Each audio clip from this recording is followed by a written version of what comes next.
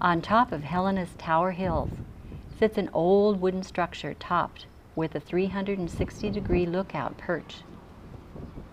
This small historic structure still resides on the hill because it comes straight from Helena, Montana's beginnings. 4 men came to a location in what is Helena's Last Chance Gulch area in 1864. They were trying in one last-ditch effort to strike gold. On the evening of July 14, 1864, the 4 Georgians did find some gold in a stream. They named that stream Last Chance Gulch. Shortly after, Helena became a boom town. Miners came and the people to service them soon followed. The new settlers started setting up shop, building homes and businesses. Its history really almost is from the beginning of Helena's history, and you know, the people that settled in this community, like any Western community at that time, were actually terrified by fire.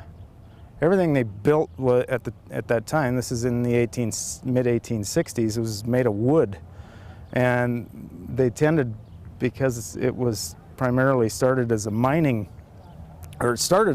town, they built everything close together on claims and all that sort of thing, and so all these little shacks and buildings were jammed together, and they're made of wood, and of course we all know that wood burns, and so any hint of fire they wanted to be on top of immediately, because if they weren't, it meant the loss of the community, which happened. And so pretty early on, the settlers here didn't necessarily build this tower, but they certainly picked this hill, the knob that we're standing on, as a place where people could come and watch or alert the community in the event of a fire. It was important, still is important, that you have early notification of a fire to prevent loss of life and property. In a time where a community was built out of wood, fire erupted throughout town on a regular basis. Helenans needed to get on top of the fire before they were burned out of house and home. A sign that sits in front of the tower today states, "This tower was constructed to provide a commanding view of the gulch for a watchman who would deflect fires and direct Helena's bucket brigade from his vantage point." A bell was added in March of 1886. At the time it was a volunteer fire brigade, and it really was as much the community as it was a brigade that protected itself from fire.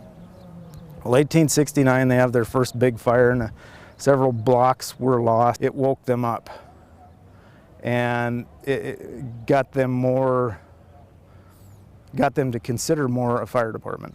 And between 1869 and 1874, there were about eight or nine, depending on how you look at it, significant fires that huge blocks of areas of town were lost because of fire. Yet they kept coming back. They rebuilt.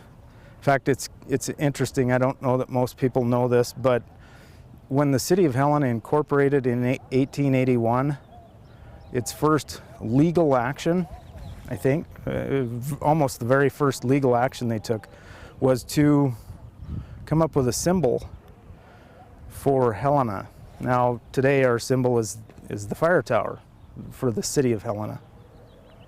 But at that time it was a phoenix.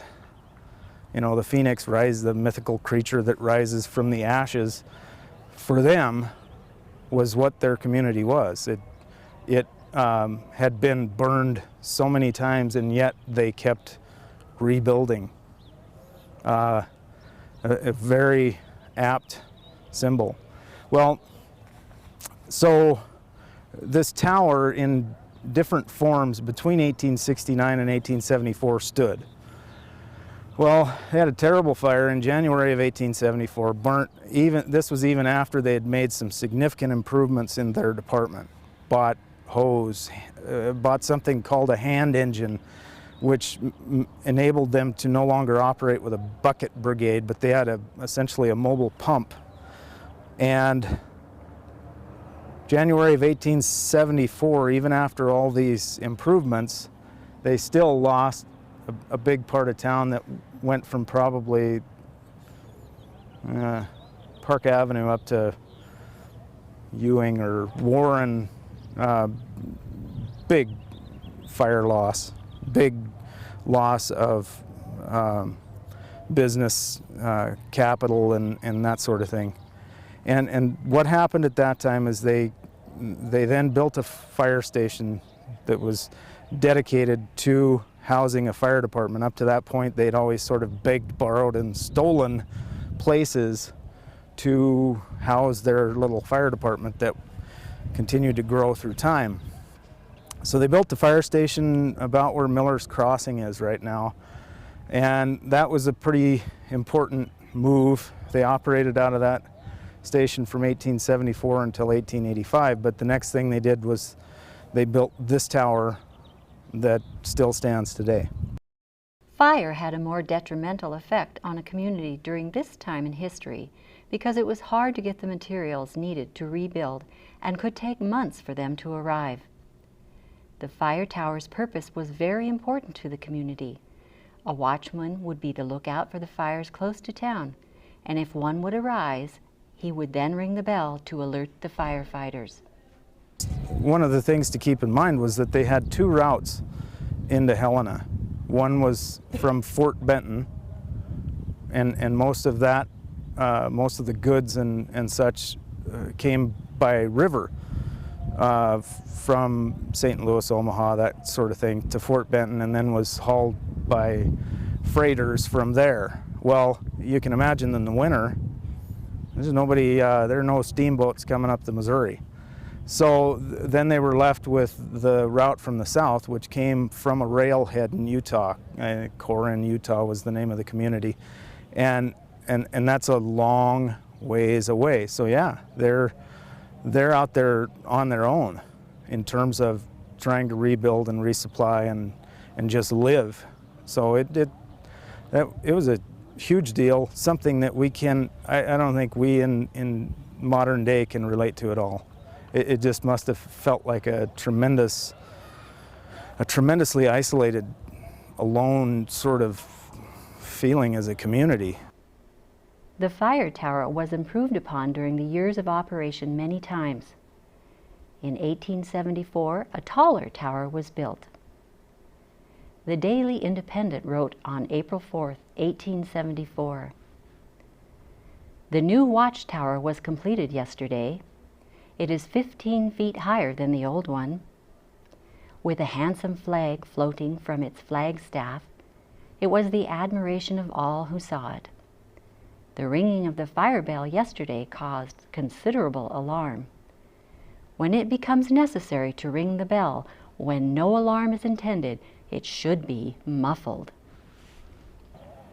The bell that currently sits on it is probably as old an artifact as we have here in town. It's probably stretching it a little bit, but that bell was cast in 1869, and we got it off of a steamboat. So the story goes that this steamboat went between either St. Louis or Omaha and Fort Benton for about 5 years, from probably 1866 to 1869 or 70, somewhere around there. Forgive me if I'm a little off, but about 5-6 years, and then somehow they, as the story goes, they had a crew mutiny, and the captain had to sort of more or less pull it ashore up around Fort Beck on the Missouri, and then it sounded like winter came on and just the river froze and just destroyed the boat. And so some people from Helena went and purchased and salvaged the wreckage, and one of the things they got off of this was the bell. And so I think they sold it as opposed to donating it, if I remember right, to the fire department to put on the tower and you know, to alert the community if there was a fire. A larger bell was installed in the tower in 1886. However, it was not used much in alerting the community and the firefighters, since a few years earlier, on May 1st of 1878, a telephone was installed in the tower. The watchman could alert the fire department even quicker to give directions to the location of the fire. Years later, in 1889, the bell was only used to notify the youth of curfew because an alarm box system was used instead. Oh, in about 1886, the fire chief at the time determined that the bell was too small for the community. So he ordered a new one, which is over in front of the fire station at the east side of town now. It's traveled from the fire tower to a gas station over here where the federal building is, to the civic center.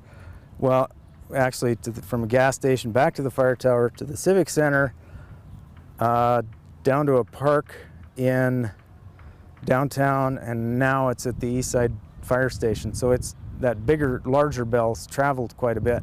But when they put that larger bell in the tower, they removed the smaller one and they actually sold it to Great Falls. So it went to Great Falls and stayed there for probably from 1886 or 7 until 1939, I believe, is when it came back and was given back to our community at one of our anniversaries, one of Helena's anniversaries. Great Falls mayor thought it'd be a really nice gesture for a sister city to get that bell back. So we got it back from them, thankfully, but for many years it was put back in the fire tower. After the earthquake in '35, they removed the bells, both of them, because they were worried about the weight of them, you know, the tower not being able to support the weight of them. So they took them both down.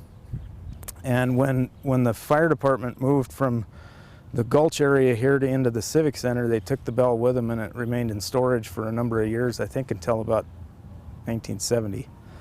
And then they put it back in there at that time. It was in various states of repair through the years. I think in the 1890s I've read of, you know, the footings of the fire tower need to be worked on and that sort of thing. They did some minor remodeling. But the fire department essentially abandoned it in 1889, the fire tower. What happened at that time was our city, our community, purchased a Gamewell alarm system, which that meant they put fire alarm boxes all over town. And that sort of replaced the need for a watchman, and the poor guy, quite a guy that was the watchman, you know, lost his job, and of course he would make comments about, you know, if the alarm system didn't alert for a fire at such and such address, he'd make sure that the community knew, you know, if you had a watchman in the tower, this wouldn't have happened, sort of thing. But he didn't echo that too long. But essentially the tower was abandoned by the department as far as alerting for fire in 1889. They still used it to toll people's deaths. They used it for curfew, I guess, until the 1930s. And in fact, the community in the 1930s, or probably earlier than that, referred to it as the bell tower, as opposed to the fire tower or the watchtower or whatever, because it was pretty much used to send children home at night, the bell. So, but in 1935, in the late fall of 1935, Helena suffered a series of very devastating earthquakes. And there's an article in the paper, the Helena Independent, that indicates that the city fathers, including the fire chief at the time, wanted to they felt like it was so unsafe that it should be dismantled. And in fact, there was a volunteer department in Butte that wanted to buy it from us.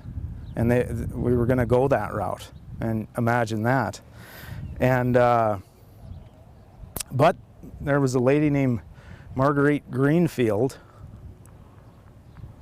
and she organized a group. I can't remember the name off the top of my head, but organized a group that essentially saved the fire tower. They said, no, we're not going to let this is an important part of our history. Yeah, it's in tough shape, but we can restore it. And that was the first major restoration on it. I'm pretty convinced of that from what I've read and researched in newsprint. But as I said a little earlier, the tower itself is mostly, it's not original.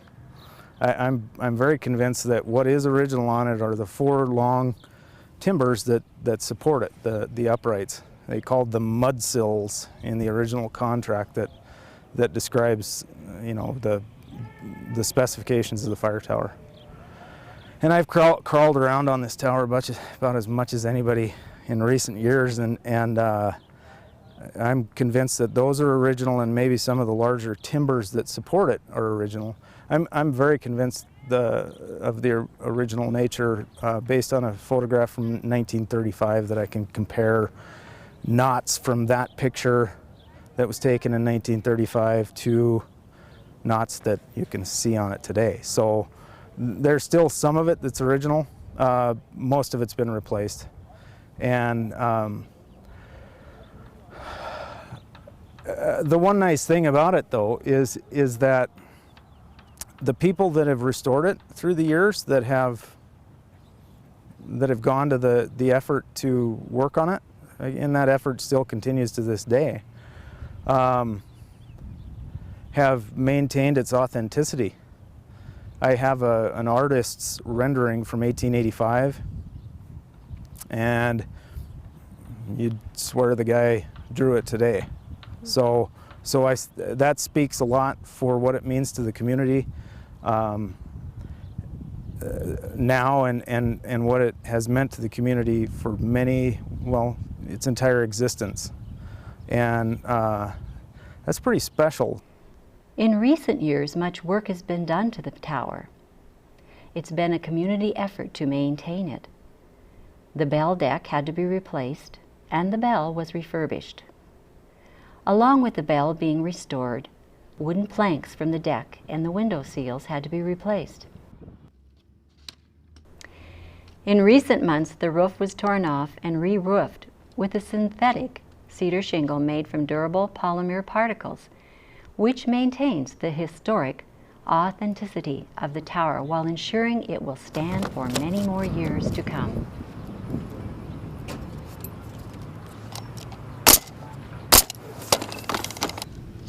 The Helena Fire Department has reclaimed the fire tower as their duty now.